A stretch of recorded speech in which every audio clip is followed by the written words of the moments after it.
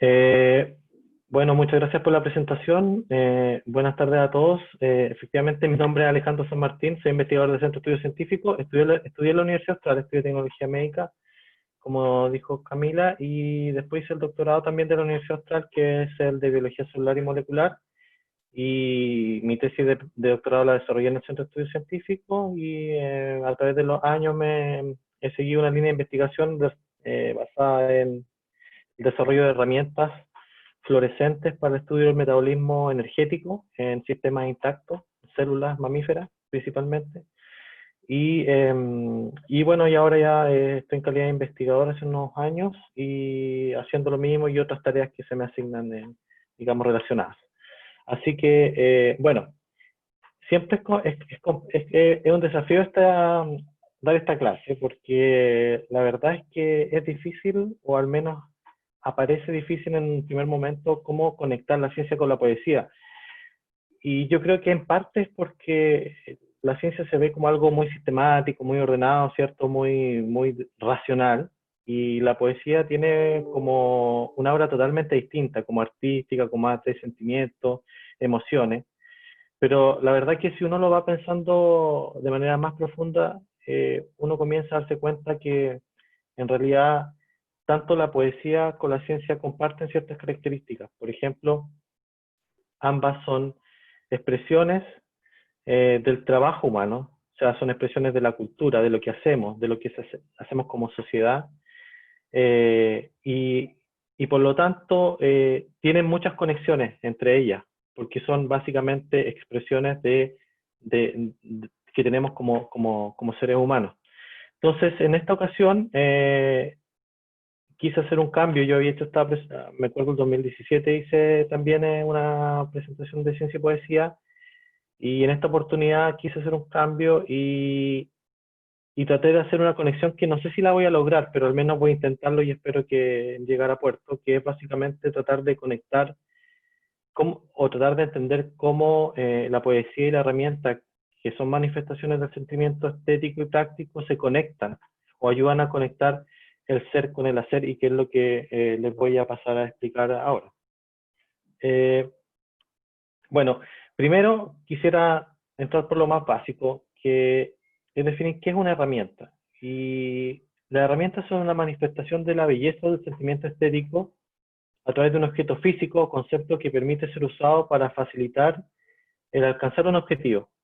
En el fondo, una herramienta es algo que nosotros utilizamos que tiene un uso no obvio, y que a través de la observación de la naturaleza nosotros podemos tomar ese objeto y darle un uso en un contexto distinto, y que ese uso en un contexto distinto nos da la posibilidad de hacer algo que innatamente nosotros no podemos desarrollar.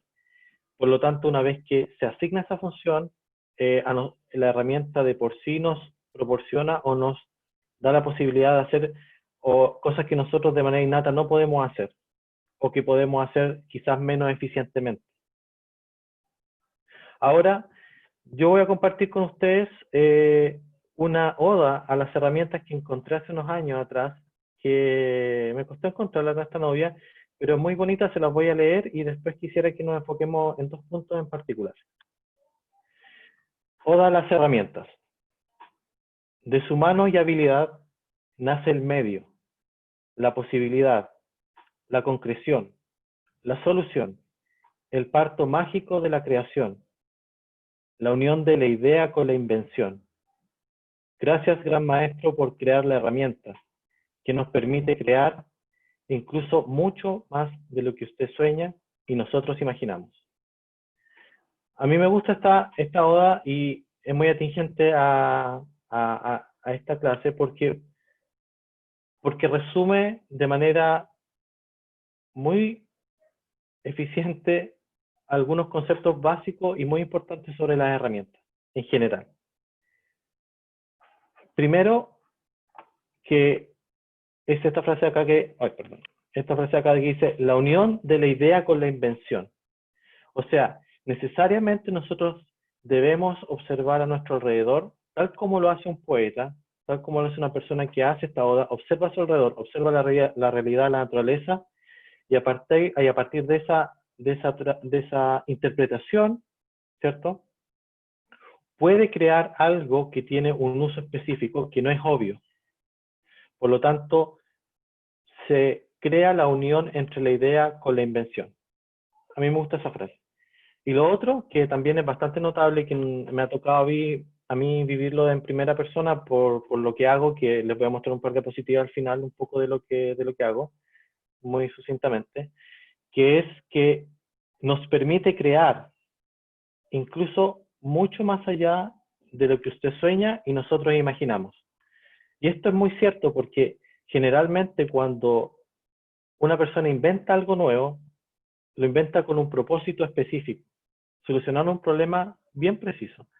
Pero es imposible para el creador o para el diseñador poder imaginar finalmente cuáles van a ser los potenciales usos. Y finalmente la imaginación del resto supera incluso al de la persona que inicialmente desarrolló la herramienta. O sea, un ejemplo quizás que pudiese ser útil es pensar en los computadores. O sea, cuando se crearon los primeros computadores, la gente tenía un uso particular, ¿cierto? Pero hoy en día la cantidad de usos que se le da a la computación son muy amplios y están en distintas áreas.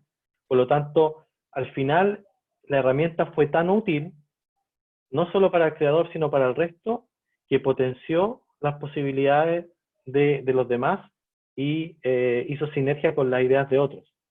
Y se pudo utilizar de una manera mucho más amplia. Eso por una parte. Ahora me gustaría mostrarles un video. Este video es un extracto de una película que se llama Odisea en el espacio, que fue dirigida por Stanley Kubrick y fue estrenada en el año 1968. Y una película, un clásico de ciencia ficción. Y en esta imagen me gustaría un poco, a mí me encanta esta imagen porque resume claramente, o resume de manera muy nítida, cómo es el proceso del desarrollo de una herramienta y cómo desde la prehistoria como especie humana, ¿cierto? Como Homo sapiens, nos ha sido útil para potenciar nuestras habilidades innatas. Así que dura 2 minutos y por favor pongan atención porque va con una música muy ad hoc, así que aquí voy a echar a andar esto.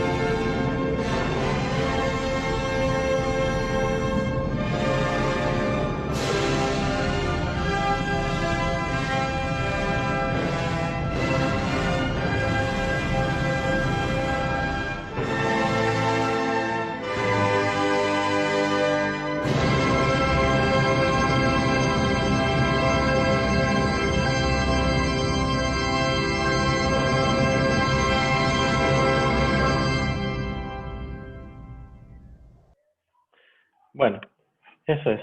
¿Se escucha bien? ¿Sí? Ok. Bueno, este video a mí me encanta porque resume un poco el proceso. Y es un proceso que, independiente de la sofisticación de la herramienta que se desarrolle, es siempre el mismo. Y tan importante como ha sido en la prehistoria, lo está haciendo hoy en día. Por ejemplo, como ustedes pudieron ver, en este caso, el homínido, por decirlo de alguna manera, estaba, ¿cierto?, mirando la naturaleza, mirando esos esqueletos, ¿cierto?, observando. Y en un momento pueden ver claramente que ve algo distinto, que es tomar ese fémur, que es un fémur, y usarlo, pero en otro contexto, que es totalmente distinto al que él encuentra ahí. Y es muy notable cuando se da cuenta de que descubrir eso le da la posibilidad de hacer algo que antes no podía hacer de la misma manera o no tan eficientemente, le entrega un poder distinto, un poder que hace que finalmente haga sinergia con esta nueva herramienta que él ha desarrollado. Ahora, en la historia desde la prehistoria las herramientas han sido muy importantes porque si ustedes leen un poco sobre cómo fue el poblamiento de la Tierra en el fondo, hay una pregunta que ha andado rondando hace mucho tiempo, que hay algunos libros que la han tratado de tomar y tratar de resolver, que tiene que ver cuál fue el minuto o cuál fue el hecho que hizo que civilizaciones que en un inicio tenían un mismo grado de sofisticación, ¿qué fue lo que hizo que algunas civilizaciones se separaran tecnológicamente de otras o fueran mucho más eficientes que otras? Entonces, una de las conclusiones que han llegado algunos historiadores que dicen que en realidad lo que ocurrió es que en un momento que no fueron muchos miles de años antes de Cristo, que fueron un par de cientos de miles de años antes de Cristo, llegó un momento en que comenzaron algunas civilizaciones a poder desarrollar herramientas más sofisticadas, por ejemplo, a partir de la piedra, a partir del bronce, y comenzaron a tener una cierta capacidad tanto de caza como también de lucha, de guerras, contra civilizaciones que eran menos desarrolladas en términos de herramientas. Por lo tanto, se dice que la capacidad de desarrollar nuevas herramientas con nuevos usos fue fundamental para poder moldear ciertas civilizaciones por sobre otras. Hoy en día, si ustedes ven cómo funciona un poco el mundo, no es muy distinto, porque hoy en día, por ejemplo, las potencias, las superpotencias, son superpotencias no solo por el vía económica, sino que también por el tema tecnológico. O sea, hoy en día los países que generan tecnología son finalmente los que ponen las reglas. Y los países que finalmente son los que se dan cuenta de que el desarrollo tecnológico es parte de la sobrevivencia. Por ejemplo, uno ve el caso de Estados Unidos, que es el país que más invierte, por ejemplo, en tecnología militar. Eso no lo hacen porque les gusta andar en guerra, sino porque ellos entendieron hace mucho tiempo que, esté bien o mal, no voy a hacer un juicio al respecto, pero entendieron de que geopolíticamente eso era importante. Y eso no es un comportamiento muy distinto a lo que ocurre o lo que ocurría en la prehistoria con el desarrollo de herramientas. Ahora, la poesía es una manifestación también de la belleza o del sentimiento estético, pero el resultado de la poesía no es una herramienta, no es un concepto, no es algo físico, sino que es más bien la palabra. O sea, la poesía lo que hace en el fondo es observar a su alrededor, observar el poeta, observa a su alrededor, observa la realidad que está viendo y finalmente lo que hace es transmitir sentimientos y emociones o describir lo que es la mirada que tiene de la realidad a través de la palabra. Entonces, ¿cómo? La pregunta que uno se puede hacer, bueno, finalmente, ¿cómo uno conecta las dos cosas? ¿Cómo se conecta la poesía con las herramientas? Bueno, yo, tratando de hacer un esfuerzo, lo que, no sé si lo explicaré, lo explico bien en este esquema, pero eh, hay dos cosas súper importantes que hay que tener en cuenta para poder hacer, o sea, para poder tener. Voy a definir al tener como lo que a uno lo hace feliz, que eso es totalmente random para cualquier persona, o sea, distinto para todas las personas, o sea, no todos queremos las mismas cosas. Pero hay dos componentes que son súper importantes, que son el ser y el hacer, que tiene que ver con el ser básicamente lo que uno, cómo uno es, cómo uno percibe la realidad, cómo uno percibe el mundo, cómo uno es capaz de mirar las posibilidades que tiene alrededor, de cómo poder aprovechar esas realidades, cómo poder sobreponerse quizá a las dificultades o cómo ver oportunidades en los momentos más complejos. Y el ser es emocional, por definición, es es muy emocional y tiene que ser emocional porque de otra forma sería muy complejo poder encontrar la inspiración. Entonces, desde este punto de vista, tanto la poesía como las herramientas son muy similares porque ambas se inspiran desde la naturaleza.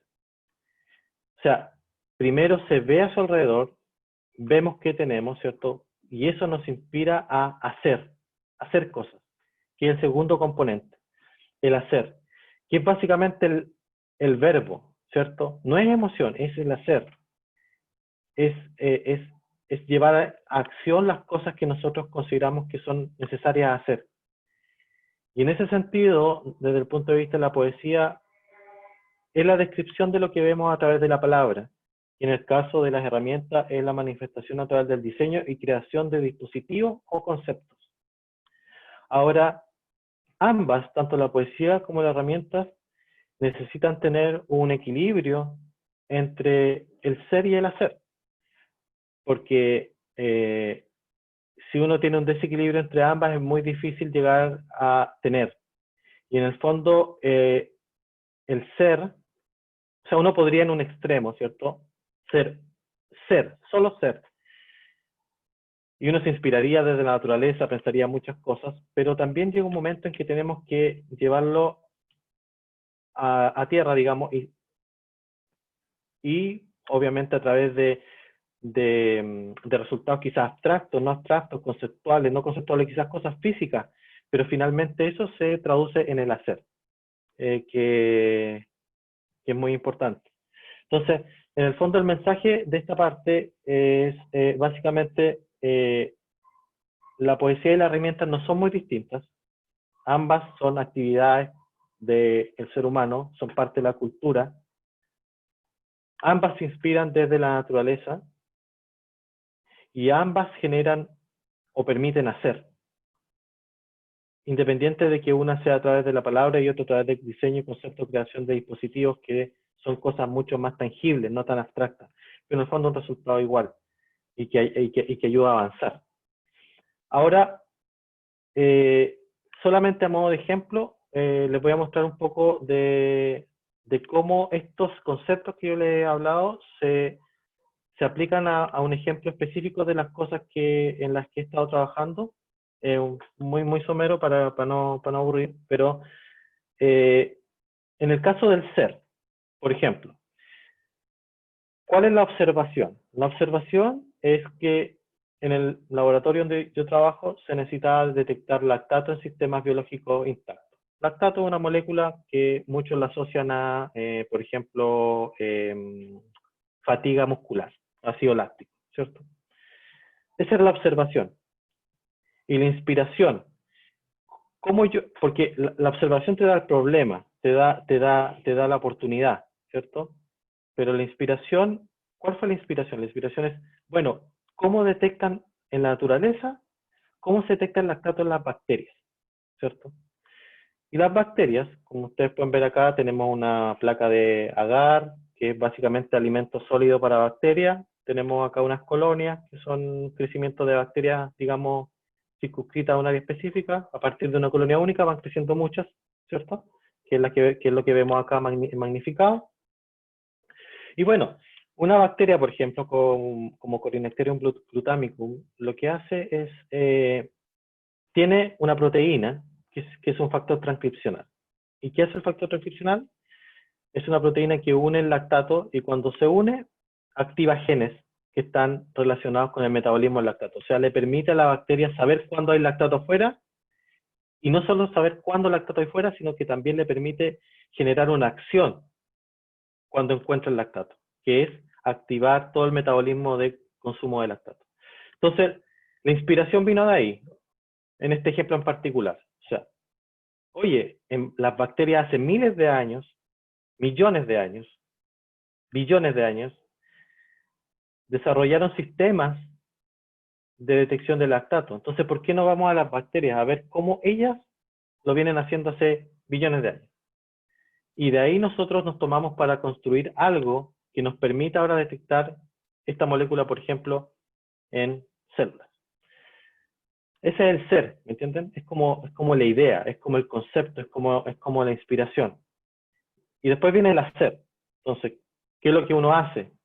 En este caso, por ejemplo, lo que hicimos fue combinar proteínas de un lactato de bacterias con proteínas fluorescentes de distinto origen, por ejemplo, de corales, de medusas, ¿cierto? ¿Qué es el hacer?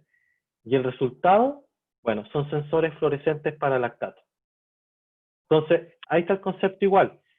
Y cómo uno se da cuenta finalmente de que esto cuadra, es porque finalmente, para mí, lo que yo les voy a mostrar a esto es poesía, pero poesía para un biólogo celular, que es básicamente una célula que tiene un núcleo, tiene mitocondrias que están expresando un sensor, ¿cierto? Fluorescente, para piruvato en este caso, tengo de lactato igual, pero quise mostrarles esta, que es de piruvato, y cuando se pone más verde es porque aumenta el piruvato, porque nosotros le pusimos piruvato en el buffer, o sea, en la solución que baña a las células.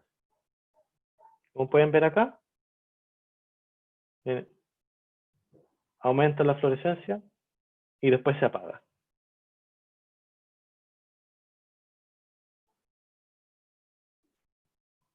Entonces, ahora,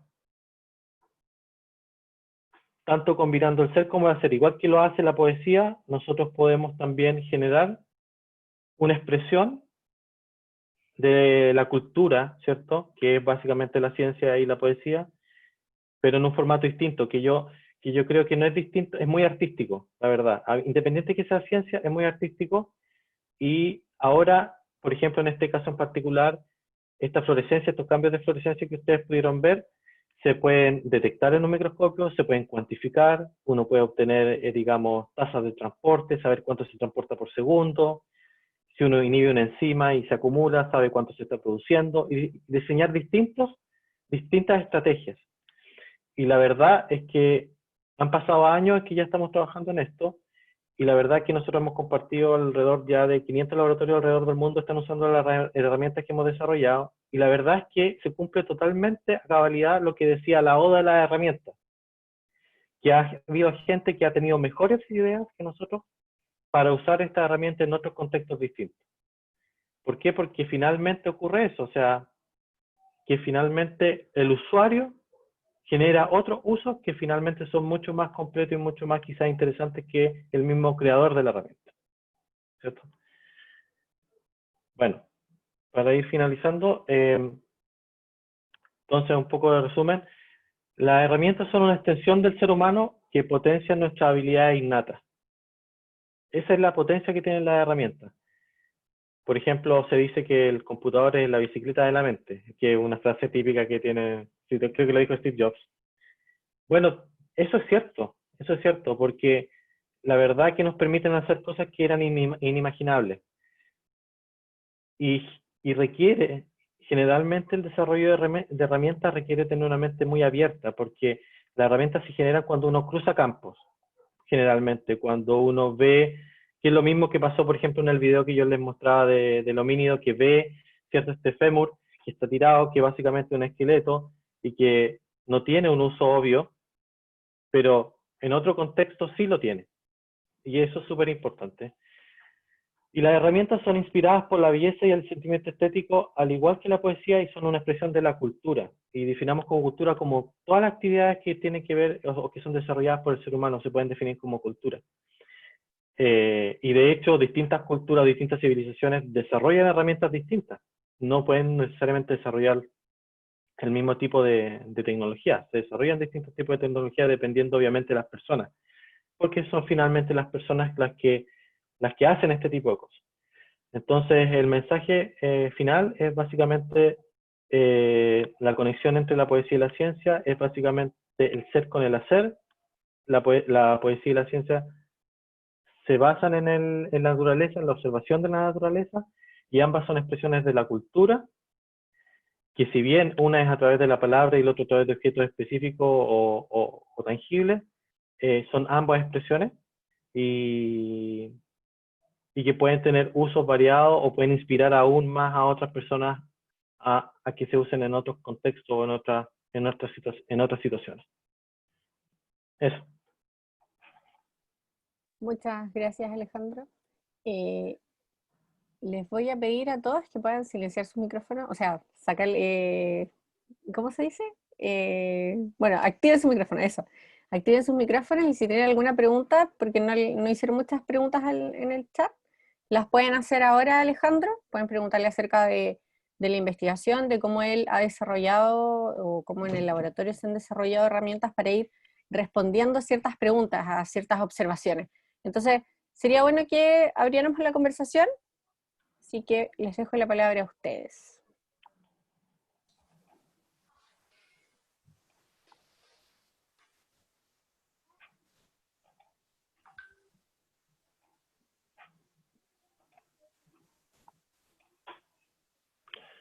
No hay preguntas. Oye, fui demasiado claro. Yo quisiera, no es como una pregunta directamente relacionada con la presentación, pero es que yo siento que en la ciencia es lo que nos da las bases de cómo, de las cosas y dentro de esas, no sé, por ejemplo, cuando muere una estrella, se libera sus componentes y esos componentes dan vida a otras estrellas y otros planetas, etcétera, etcétera. Entonces, en el proceso de la muerte de una estrella y su liberación de energía, da vida a otras estrellas. Entonces, ese proceso es poesía, es una metáfora. La muerte da luz a más vida. Entonces, siento que la poesía es como la detección de las metáforas en la vida, en la ciencia y en el etcétera, porque, por ejemplo, igual hay muchas cosas que, por ejemplo, en la naturaleza son bizarras. Por ejemplo, las mantis cuando se aparean, la hembra come, come al macho, la cabeza del macho, y creo que el macho sí sabe que va a morir, pero aún así siente que debe hacerlo. Entonces, como igual hay como una magia, hay algo que choca ahí, pero es intrínseco de la naturaleza.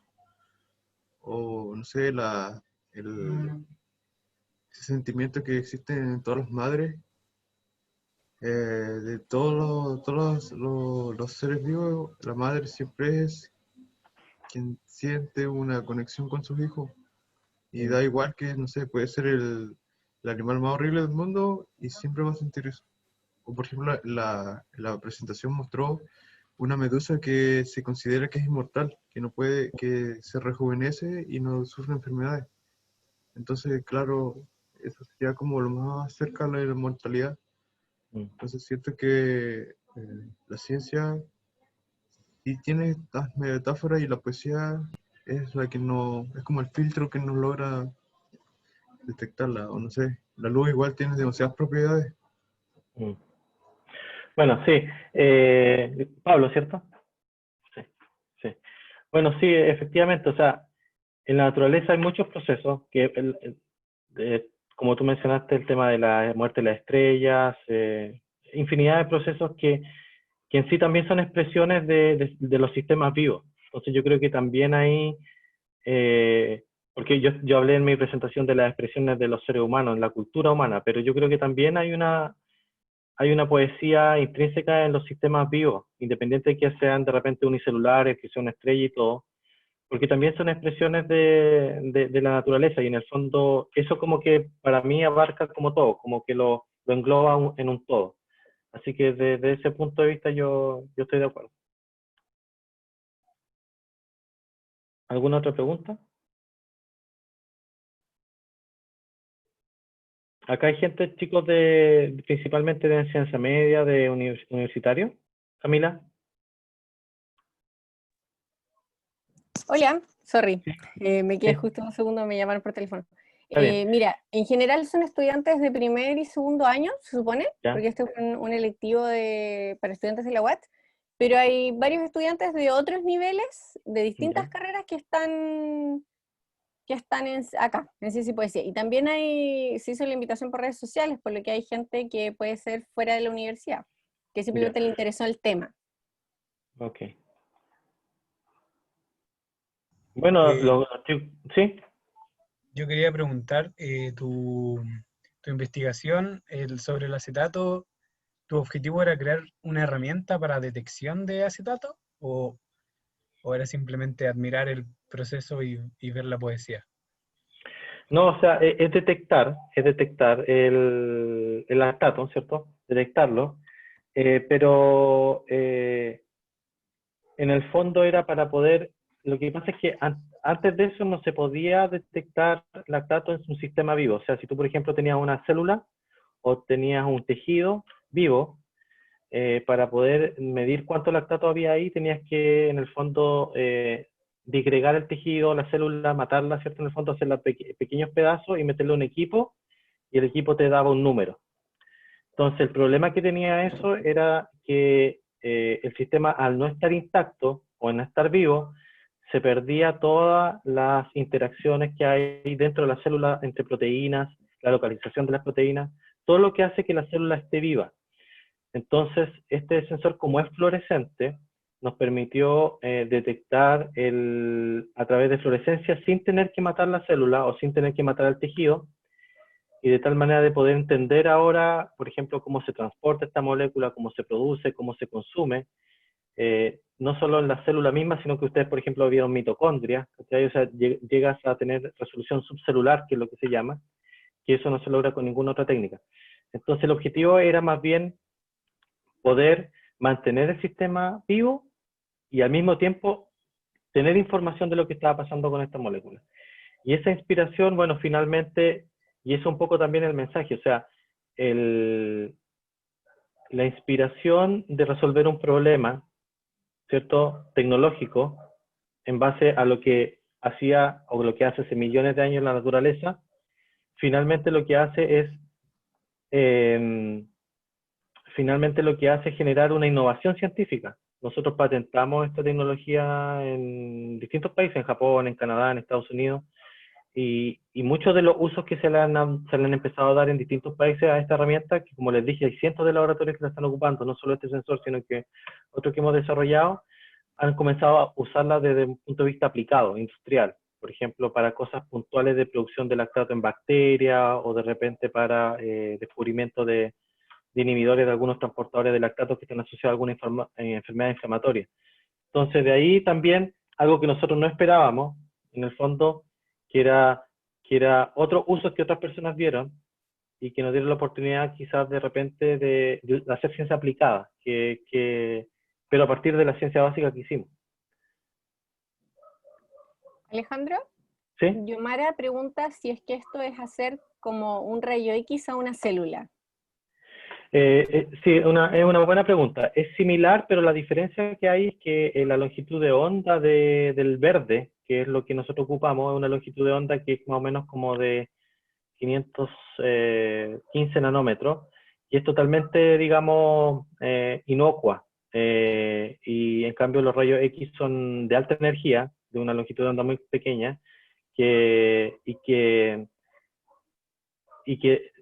son, digamos, necesitas matar la célula en el fondo, fijarla, digamos, fijarlas con preparaciones especiales para poderla hacer electrón densa, para poder, digamos, detectar el rayo X. Y estos cambios de fluorescencia es color, entonces, y son fotones de colores en el espectro visible. Entonces, es muy fácil detectar por el microscopio estándar que tú puedes encontrar en cualquier laboratorio. Eso es súper importante porque el desarrollo tecnológico finalmente es exitoso cuando la gente lo puede utilizar de manera fácil y de manera amplia.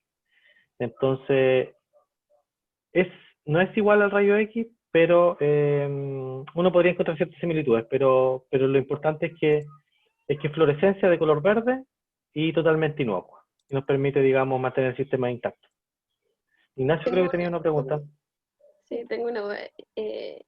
Acaba de decir que este tipo de inmunofluorescencia, la cual no hay que matar la célula, se puede ver en cualquier micro. Lo que yo tengo entendido es que o sea, la fluorescencia en sí necesita un tipo de micro especial, Mm. que Sí, no me acuerdo cómo sí. se llama, no sé si de campo oscuro o doble foco, algo así. Sí, no, es un microscopio de fluorescencia estándar.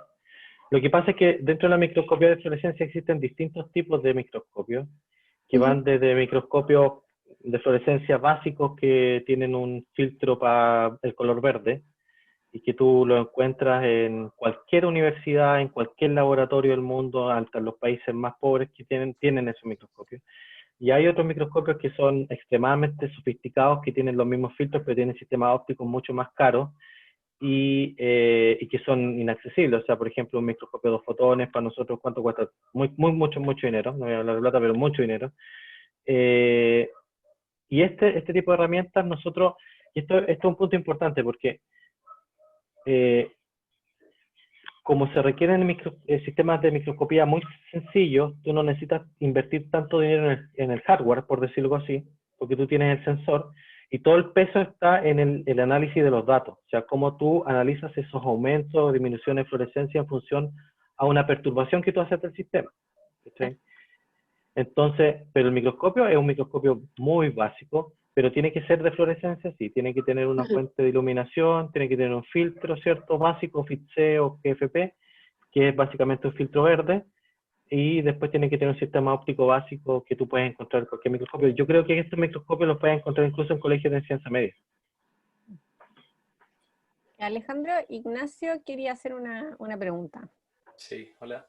¿Hola? Había mencionado que los usuarios le habían encontrado otro uso al marcaje de lactato. ¿Qué otro uso eran los que usted no esperaba, además de marcar el lactato? Es más bien el contexto en que se usó el sensor. Como para investigación. Claro. El tipo de investigación que hacían. Claro. Por ejemplo, lo que hicieron unos tipos en Suiza que usan el sensor fue hacer un ratón transgénico que expresó, por ejemplo, un sensor de lactato que desarrollamos acá en neuronas y un sensor de piruvato en una célula que se llama astrocito. Y después lo que hicieron es abrir lo que se llama una ventana craneal en la cabeza del ratón y le pusieron un microscopio de fotones, así, ahí. Y lo que se logró con eso fue que los tipos lograron tener resolución celular en un ratón vivo, resolución celular, o sea, fueron capaces de ver célula por célula en un ratón vivo, resolución celular, y poder ver qué es lo que pasaba con el lactato. Y eso nunca se había podido hacer porque toda la tecnología que existe no tiene la resolución celular, sino que tú ves como un manchón de tejido, que tú no puedes diferenciar si un tipo celular u otro. Y particularmente en el cerebro es un tejido muy heterogéneo. Tú tienes cientos de miles de neuronas, muchos grupos distintos neuronales, distintos tipos de astrocitos. Entonces, de repente tú tienes 1 centímetro cuadrado, o 1 milímetro cuadrado, o 1 micrómetro cuadrado, 1 milímetro cuadrado de tejido, y tienes distintos tipos de células. Entonces, la resolución celular ahí es clave. Entonces, nosotros no hicimos el sensor con ese uso. Y hay gente que lo usa en bacterias, hay gente que lo usa en drosófilas, melanogaster, que son moscas, hay gente que lo ha usado en C. elegans, que son nematodos, gusanos. Así que lo han usado también en peces, en zebrafish, en distintos tipos de sistemas que nosotros nunca pensamos que la gente lo iba a utilizar ahí. Eso. Alejandro, José Núñez, que quiere Sí. hacer una consulta, así que... Sí, Alejandro, a ver cómo ordeno la idea.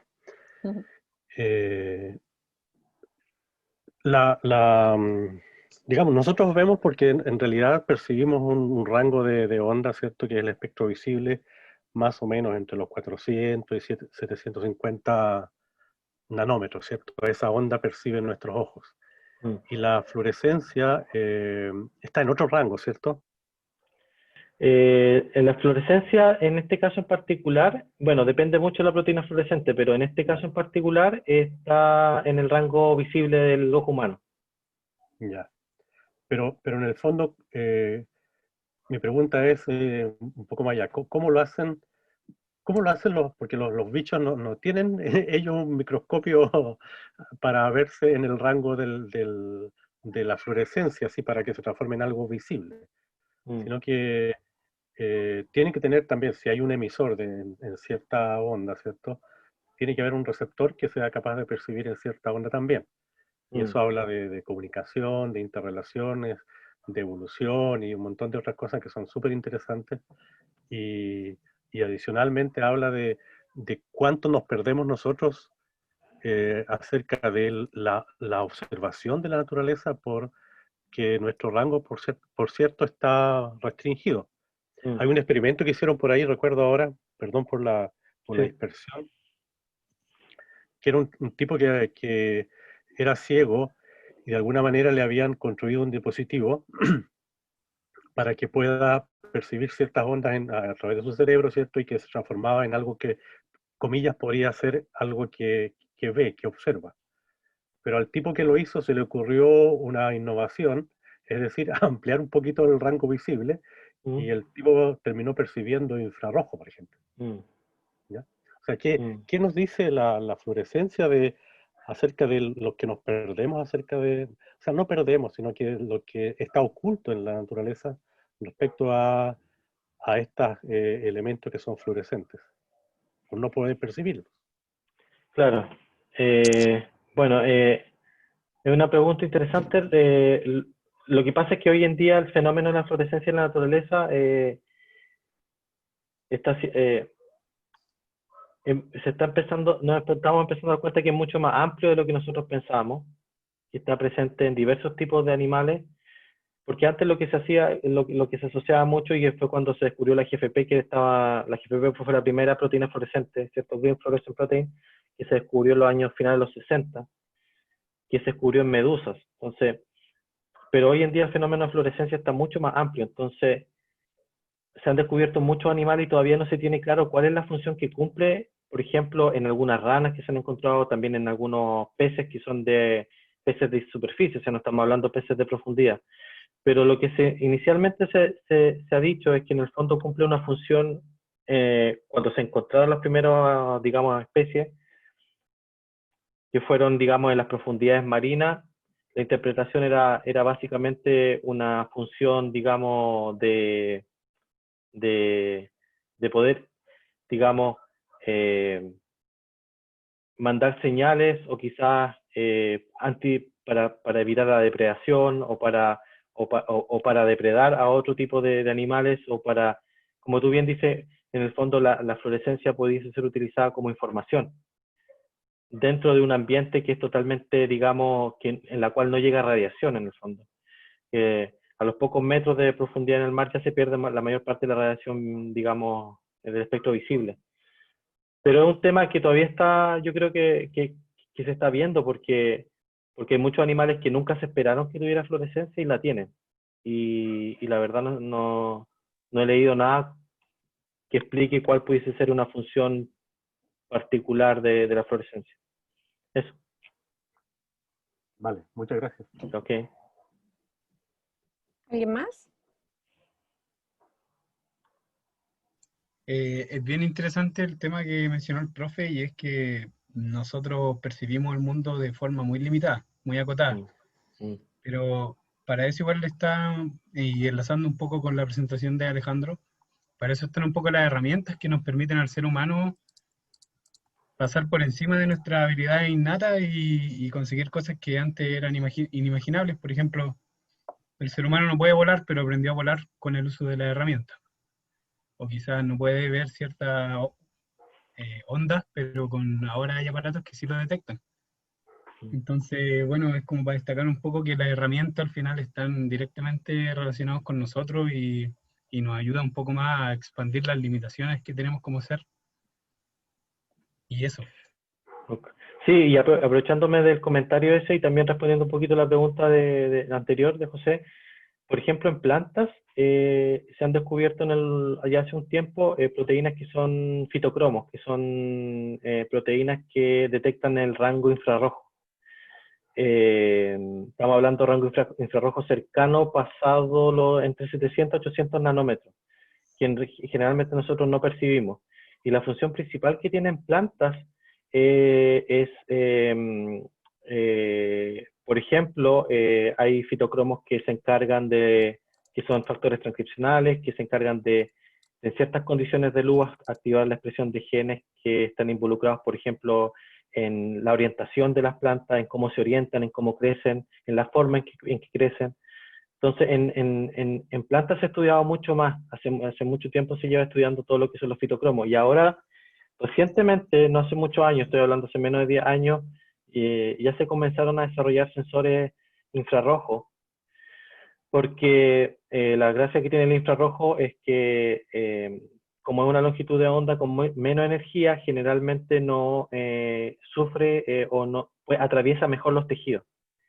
Y al atravesar mejor los tejidos, tú puedes en el fondo tener un tejido grueso, muy grueso, y poder incidir un luz infrarroja y poder penetrar varios centímetros y poder, digamos, en el fondo obtener señal de células que están muy metidas en un tejido como el cerebro, como el hígado, etc.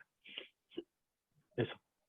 Alejandro, ¿Mm? Javier Guerrero está ¿Mm? levantando la mano, así que le damos la palabra. Hola, ¿se escucha? Creo Sí. que sí. Sí, muy bien, sí. Me pareció súper interesante la exposición, que nunca había visto esa relación entre ser y hacer. Quisiera agregar un par de cosas a la conversación respecto más bien a la poesía. Claro, como tú bien dices, la poesía tiene que ver con el ser mucho, pero si uno va como a los orígenes de la poesía, los orígenes griegos, la poesía, la palabra poesía tiene que ver con el crear, digamos, con el hacer. Es como lo que pasaba con los artesanos, digamos, en un principio. Entonces, y después se fue convirtiendo en una forma de transmisión de conocimiento, digamos, o transmisión de sabiduría, que cruzan muchas disciplinas, como sociales, emocionales, filosóficas y hasta científicas, que antes realmente la ciencia no era, o sea, no existía como el método científico, pero en realidad era más artesanal, digamos, era la construcción y la creación de herramientas, como tú dices. Entonces, la poesía a lo largo de la historia desempeñó un rol fundamental en la transmisión de la sabiduría y cruzaba disciplinas en su origen, que era muy diversa, y en realidad en la actualidad eso como que se fue perdiendo y las disciplinas se fueron separando cada vez más, especializando como si fueran cosas separadas, que en un principio no lo eran, ¿cachai? O sea, en este momento la ciencia está tan especializada que es como que se perdió esa conexión original, pero como tú dices, ahora se está como redescubriendo porque hay cosas que aún no tienen explicación y no las van a tener quizás nunca, porque son mucho más grandes que lo que nosotros podemos comprender. Y en ese sentido la poesía todavía nos ayuda y nos da como luces o explicaciones de lo que puede significar las cosas que no entendemos. Okay. Gracias. Sí, gracias, Javier. Fernanda tiene una pregunta. Acá dice si es que se puede utilizar esta herramienta de la que habla Alejandro para detectar otro tipo de moléculas y saber su peso, o en el fondo saber de qué molécula se trata. Sí, se pueden hacer moléculas de lo que tú quieras, o sea, sensores de lo que tú quieras, de las moléculas que tú quieras, pero tienes que tener una proteína bacteriana que una la molécula que tú quieras detectar, porque ese es como el módulo de reconocimiento. Y lo que nosotros hablamos de la parte de las proteínas fluorescentes como el módulo de reportero, que se llama, que en el fondo te reporta algo, te dice algo. Entonces lo que tú haces en el fondo, mezclas dos módulos, los mezclas, que es un módulo de fluorescencia y un módulo de reconocimiento. Y ese módulo de reconocimiento, hoy en día lo que está pasando mucho es que hay un área de la genómica que se llama metagenómica, que básicamente es tomar muestras medioambientales y secuenciar de manera, digamos, de alto rendimiento, sin hacer discriminación de qué hay ahí, sino que secuenciar todo. Y lo que se ha generado a partir de esa área es mucha información de bacterias que se han encontrado en los ambientes más inhóspitos del mundo, más inhóspitos del planeta, y al final de cuentas la conclusión es que bacterias hay en todas partes. Y eso también nos indica que una gran biodiversidad de proteínas, una gran biodiversidad de bacterias indica una gran biodiversidad de proteínas, una gran biodiversidad de formas de detectar cosas. Entonces, hoy en día hay, sobre todo en la parte de neurociencias, que es donde inició todo esto, hay lo que se llama el diseño basado en la naturaleza, que en el fondo es cómo yo puedo desarrollar herramientas proteínas mirando cómo estas funcionan en bacterias o en la naturaleza y yo traerlas a otros sistemas. O sea, proteínas que son de bacterias, tomarlas y meterlas a una neurona, por ejemplo, y que en la neurona haga cosas que uno no hubiese pensado posibles porque en realidad estaban en bacterias. Entonces, hoy en día se está formando, se está adquiriendo una cantidad de información en base de datos de proteínas que hacen las cosas más inimaginables, porque ustedes tienen que combinar la evolución de miles de millones de años más evolución en distintos nichos ecológicos que generan, al final de cuentas, distintos tipos de bacterias, arqueobacterias, protobacterias, cianobacterias, distintos tipos de bacterias que finalmente tienen un repertorio de proteínas que es inimaginable. Entonces, técnicamente uno podría hacer proteínas de sensores de cualquier molécula, pero hoy en día está muy restringido el set no es muy amplio y es básicamente porque ha sido difícil encontrar esas proteínas bacterianas y asignarle la función, decir, esta proteína une tal molécula, esta otra. Yo tengo un proyecto ahora que llevo unos años desarrollando un método para poder detectar de manera, digamos, de manera de alto rendimiento, proteínas bacterianas con módulos de unión en distintas moléculas para poder ampliar, digamos, el set de sensores que hay disponible para todo el metaboloma. Así que se puede, eventualmente se va a hacer. Súper, gracias. ¿Más preguntas, chicos? ¿Alguna acotación? ¿Algo respecto? A ver, ¿con quién está hablando? Yami. Yomara, dale nomás. Con lo que dijo el compañero antes que hablara el profe, si bien nosotros podemos percibir limitadamente, o sea, las herramientas crean una percepción más amplia del mundo que tenemos nosotros en sí en general, pero por más que nosotros queramos avanzar, siempre va a haber un tope. Siempre va a haber un tope de lo que nuestro cerebro y nuestro cuerpo pueda soportar, por decirlo así. Porque, por ejemplo, otro compañero mencionó el hecho de no poder percibir más grados de ondas, o un rango más amplio de las ondas en sí, pero imagínense tanta información al mismo tiempo siendo recibida a un mismo cerebro. Es demasiada. Jamás podríamos llegar a ese nivel de percepción global, porque sería demasiada información para un mismo cerebro. Ver, escuchar, oír, aparte de los colores se ven distintos, los sonidos se agudizan mucho más, todo está en el mismo nivel, entonces sería tanta información que el humano diría, no, como que sobrepasamos el límite de lo que podemos nosotros soportar. Entonces ahí siempre va a estar el límite, es hasta dónde nosotros podemos llegar sin que nos sobrepase a nosotros mismos. Pero el mundo es mucho más grande que nosotros mismos en sí como personas. Entonces, ¿algún día vamos a poder llegar a conocer todo lo que hay? Yo creo que al final ahí los computadores nos van a ayudar mucho, porque como tú dices, y es una herramienta también, desarrollada para expandir nuestra mente, porque efectivamente, como tú dices, nosotros tenemos percepciones muy limitadas de la realidad. Eso se ve mucho en ciencia, porque generalmente cuando tú quieres explorar un sistema o quieres responder una pregunta biológica, tú finalmente eliges un set de herramientas para poder hacer técnicas que te permiten a ti tener resultados. Pero esos resultados igual te dan una ventana pequeña de la realidad. Nunca vas a ver la realidad completa, solamente te da una pequeña ventana. Entonces lo que hoy en día se está haciendo es que se están desarrollando técnicas que son mucho más capaces de obtener mucho más información al mismo tiempo, que son todas estas técnicas de alto rendimiento, ¿cierto? Que están, digamos, de moda. Y en el fondo lo que hacen los tipos es llegar y conectar un computador, y el computador llega y hace la pega, en el fondo, y te entrega a ti un output o una salida que tú puedes comprender y que puedes interpretar. Que es finalmente lo que hacemos nosotros. Si tú piensas, el cerebro humano es muy eficiente para hacer relaciones con poca información, ¿cierto? Pero los computadores hacen la pega totalmente distinta, son capaces de tomar gran cantidad de información y poder llegar y analizar al mismo tiempo gran cantidad de información y sacar conclusiones. Entonces, yo creo que ahí vamos a requerir de la ayuda de los computadores para poder, digamos, seguir adelante. Mm. Gracias. Pero en sí, Cámara. o sea, hay mucha ciencia ficción relacionada con la inteligencia artificial. ¿Cuál usted cree que sería nuestro límite?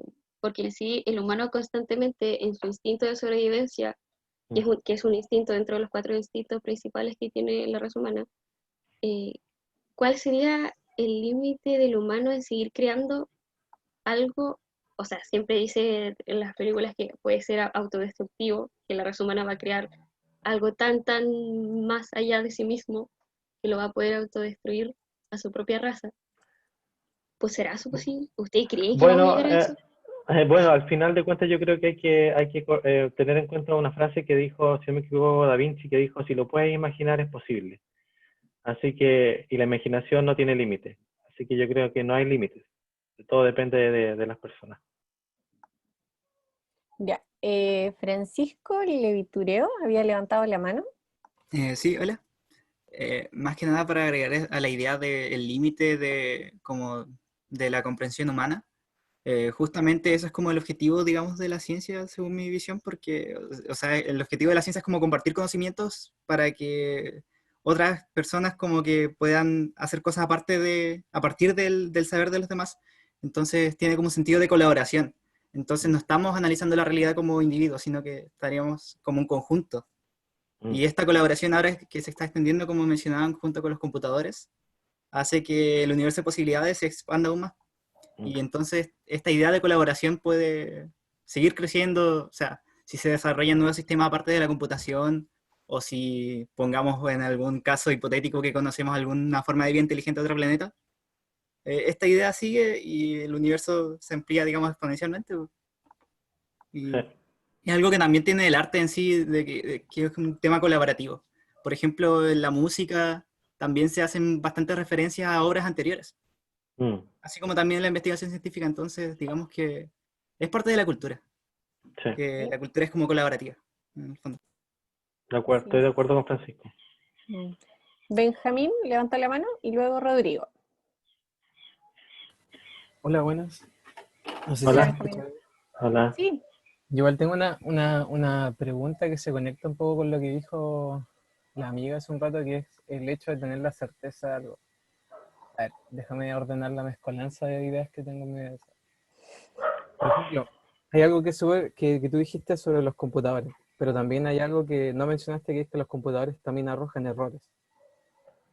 Y un claro ejemplo es que, por ejemplo, podemos programar un número que printee unos float, que son como los números que son reales, que uno dice que son como esos que tienen como notación científica y todo eso, y basta encontrar de que en un cierto printeo va a empezar a arrojar errores astronómicos. Entonces la gran pregunta es que, ¿cómo podemos tener certeza de que si yo dejo un computador con un programa que puede ser súper potente y todo, me entregue un resultado que sea correcto?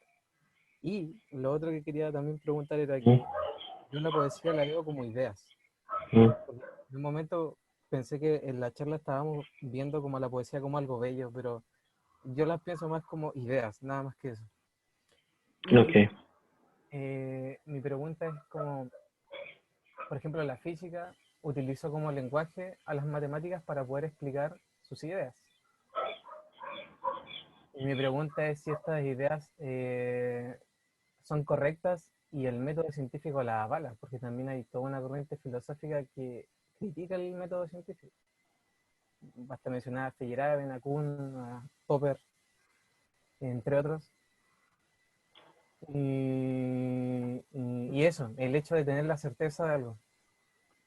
Ya, bueno, con respecto al tema del error, el error es parte de la ecuación del éxito, así que los errores son necesarios y son bienvenidos, así que ningún problema con los errores.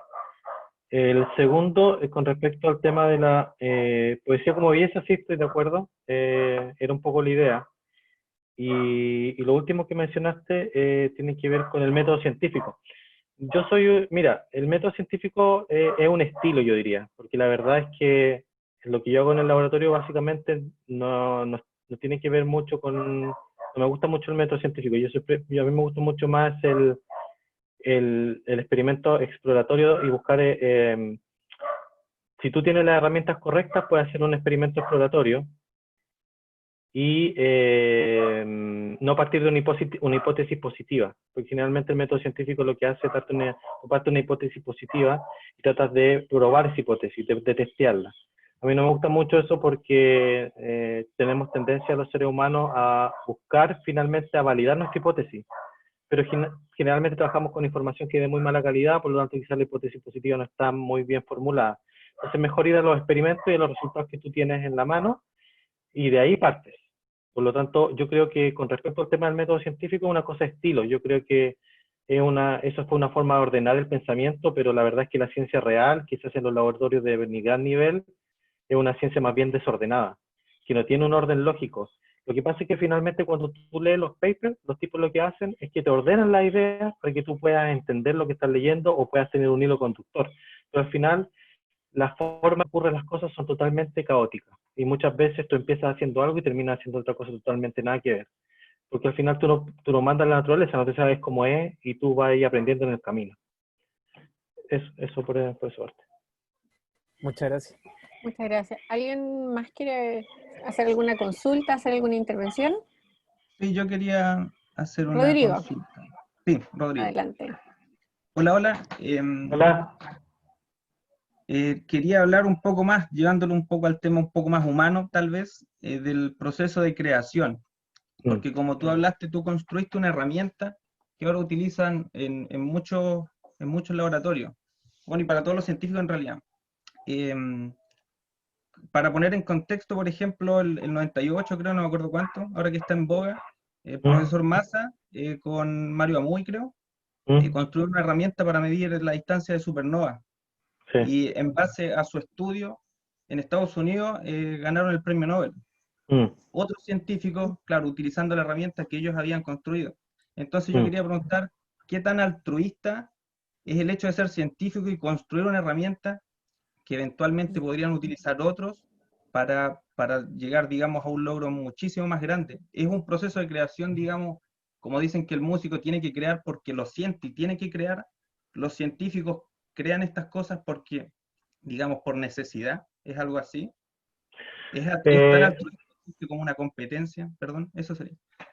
Se pone la pregunta, tiene un poco de todo, yo creo, porque las motivaciones son muy variadas y dependen de cada persona. En particular en mi caso fue una necesidad, pero también al mismo tiempo una necesidad práctica de hacer algo que otros no podían hacer y que necesitábamos hacerlo nosotros.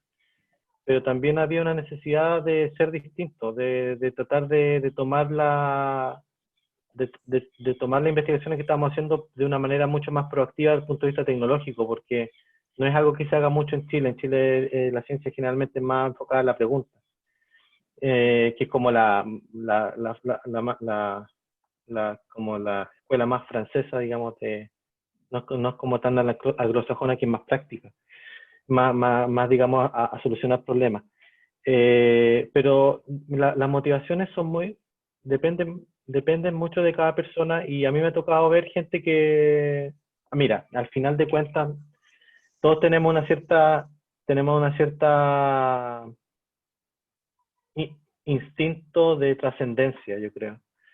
Porque, por ejemplo, yo leía mucho los papers y sigo leyendo los papers mucho de un tipo que se llama Roger Chen, que se ganó el Nobel 2008, que fue el que desarrolló muchas herramientas fluorescentes, etcétera, etcétera.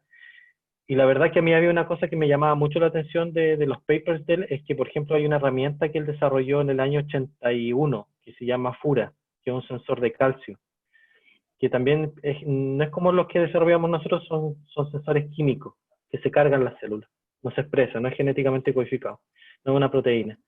Pero tú estás ahora en el 2020, y esa es una de las herramientas más utilizadas para medir calcio.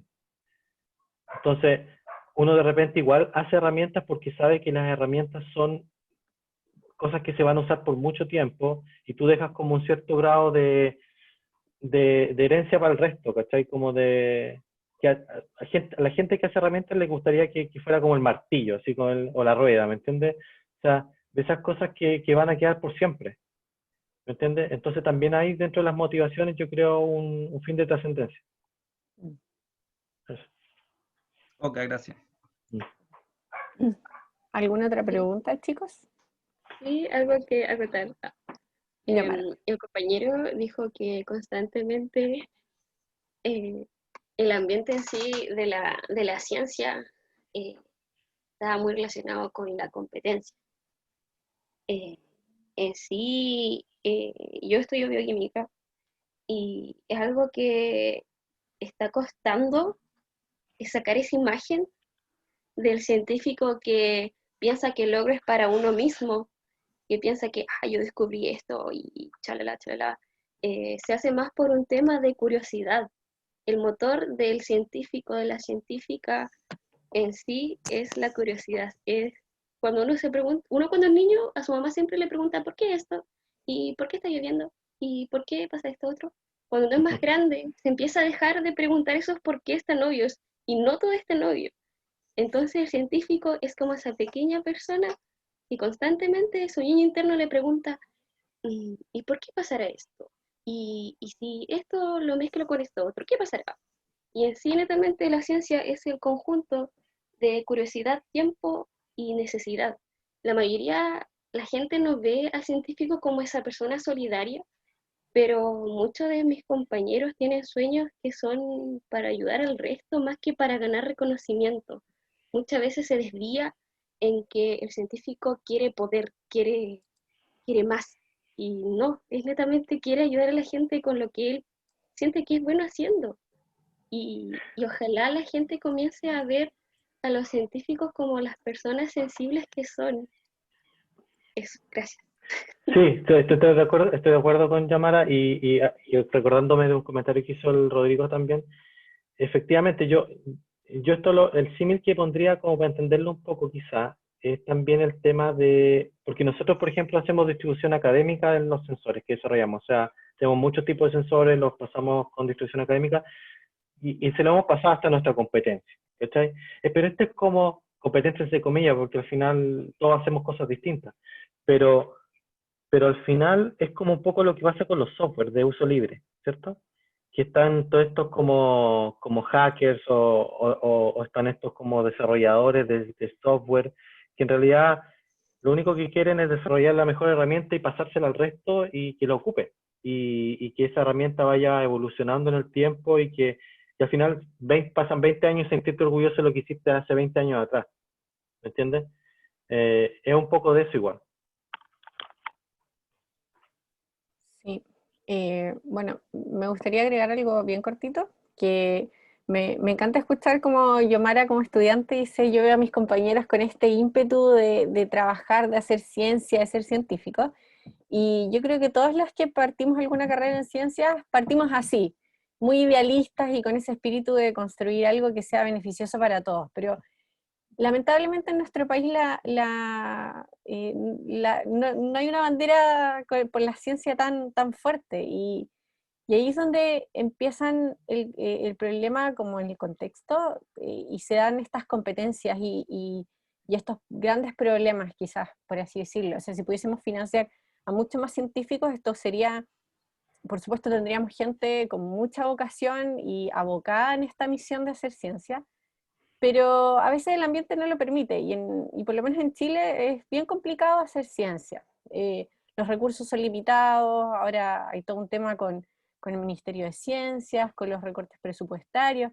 Entonces es un camino súper desafiante donde tú te puedes hacer grandes preguntas y tratar de buscar estas respuestas, pero también es difícil hacerlo en Chile. Entonces ahí es donde uno de pronto empieza, ya, ¿hacemos carrera en ciencia o buscamos otra cosa? ¿Qué pasa? Y ahí es donde chocan un poco estas cosas de estos ideales, esta vocación, con la realidad, ¿cachai? Con el apoyo, bueno, del contexto en el que estamos. Así que me encanta escuchar a como los científicos jóvenes o la gente que está recién estudiando y me encantaría que todos mantuviéramos esas ganas de hacer algo en beneficio de todos. Eso yo lo invito a hacer, yo nunca he perdido eso. Yo creo que la magia es que ser como el poeta, que siempre ve la belleza ahí, está atento a lo que pasa, ¿cierto? Haciendo nuevos poemas. Yo creo que eso es lo que hay que hacer, porque mira, como yo les decía, los equipos que necesitamos para, por ejemplo, nosotros detectar estos sensores son muy baratos. Entonces, al final de cuentas, si los recursos son escasos, uno tiene que adaptarse a las situaciones. Eso es súper importante, porque si bien, por ejemplo, cuando tú vas a Estados Unidos, otra realidad, pero ellos tienen otros problemas, o sea, si problemas siempre van a haber. Entonces, es parte de la vida. O sea, los problemas están ahí y van a estar siempre. Yo creo que uno tiene que tener una mentalidad de tomar ventaja de lo que tiene alrededor y de ser creativo y de no perder la esperanza y el ánimo y siempre quieres compartir las cosas, súper importante, porque generalmente eso genera onda positiva y eso ayuda. Así que eso, básicamente. Bueno, y sobre todo lo último, antes de terminar, sobre todo las colaboraciones, o sea, cuando tú creas una herramienta y la pones a disposición del resto, eso sienta las bases de un ambiente mucho más colaborativo y por supuesto menos competitivo. Pablo quería decir algo y yo creo que vamos a ir pronto cerrando, así que Pablo, adelante. No, es algo corto, o sea, me imagino que lo difícil que debe ser por los científicos, pero creo que para los artistas es el doble. Más, por ejemplo, yo estaba hablando con una chica que estudia música, ella tiene que estudiar 12 años y me imagino que debe ser muy difícil y más en Chile. Entonces, yo creo que para la gente que tiene vocación, no queda más que la meritocracia. Eso. Gracias, Pablo. Gracias. Sí. Bueno, el chat está súper interesante, así que si después pueden pegarle una leída, ha estado muy interesante la conversación. Hemos tomado algunas cosas dentro de la discusión de la conversación con Alejandro, y yo creo que vamos a hacer unas 2 intervenciones más y estaríamos. Así que doy la palabra a quien quiera ir cerrando esta sesión.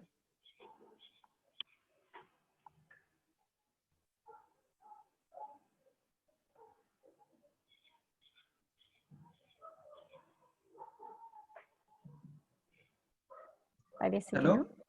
¿Sí? Ya, bueno, es que como esperaba que alguien dijera algo Rodrigo. nuevo, yo quería seguir un poquito con lo mismo, sí, claro, es que Bueno, quería dejar un adelante. comentario final, claro. Ya, lo que pasa es que yo les preguntaba, no para causar polémica ni para nada, pero yo cuando era más joven, bueno, tengo un par de años más que los chiquillos que están estudiando recién de la carrera, tenía amigas, pues, que estudiaba, por ejemplo, tenía una amiga que estudiaba microbiología, y también con ese ideal, y existe, pues, como decías tú también, Camila, existe ese ideal de querer construir y todo eso, pero pasa el tiempo, se ve que los fondos que reparte el Estado, por ejemplo, son muy pocos, se los tienen que pelear los científicos en ocasiones, eso es lo que vi al menos, yo no soy científico, entonces se pelean los proyectos y finalmente terminan trabajando en otras áreas por lo mismo, porque hay pocos fondos, a veces pagan poco, y el ideal que ella tenía finalmente se termina un poco perdiendo, porque igual somos personas, pues, tenemos cosas que hacer, cosas que pagar, por ejemplo, es complicado. Y con respecto a eso quería dejar como palabras finales, que finalmente avanza la edad, nos vamos poniendo viejos de a poco y bueno, hay que tener otras prioridades también pues, en ese sentido. Eso. Gracias, Rodrigo.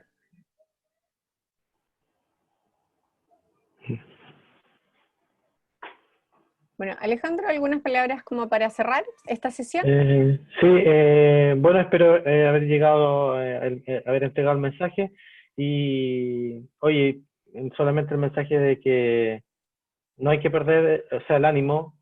Todos pasamos por situaciones y yo hace un tiempo atrás estaba igual medio complicado y de repente decía, oye, necesito acordarme cuando empecé el doctorado las ganas que tenía. Uno cuando tiene ganas no le importa nada y hace lo que tiene que hacer para lograr lo que uno quiere. Ahora, de repente uno está con situaciones complejas, pero uno tiene que mantener cierto grado de... Mira, si mientras uno sea capaz de hacer un buen diagnóstico de la realidad, que es muy complicado hacerlo, porque como dijo alguien acá, la realidad se construye generalmente entre muchas visiones distintas. Entonces, para una sola persona encontrar un buen diagnóstico de la realidad es complicado, sobre todo hoy en día con las redes sociales, la televisión, que es totalmente información sesgada, no real. Entonces, es muy difícil entender la realidad, pero hay que hacer un esfuerzo de tratar de entender la realidad que uno tiene alrededor y a partir de ese diagnóstico construir. Y yo soy un creyente de que cuando uno hace un diagnóstico real de la realidad y sabe sus debilidades y fortalezas, el éxito es algo que va a llegar tarde o temprano, pero hay que trabajar duro, no queda otro. Ya, chiquillos, muchas gracias por todo, que estén muy bien. Gracias, Alejandro. Les voy a Un pedir... saludo. Nos vemos. Antes de que se retiren los estudiantes del ramo, por favor, anoten su nombre en el chat para poder dejar registrada la asistencia. ¿Ya? Anoten su nombre y bueno, como veo que quieren armar un grupo de WhatsApp, me imagino que se podrán contactar. Vamos a tener la lista de estudiantes, así que ahí los podemos contactar. Listo. Bueno, muchas gracias y saludos a todos, que estén muy bien. Muchas Chao, gracias, chao. Alejandro. Nos vemos. Nos vemos, que estén muy Sí, bien. Chao, chao. el nombre, por favor, que sea solamente lo que tienes inscrito el curso, porque si no, si hay invitados o asistentes, no lo vamos a contar en la inscripción. Gracias. Sí. Bueno, vamos a esperar que se anoten todos.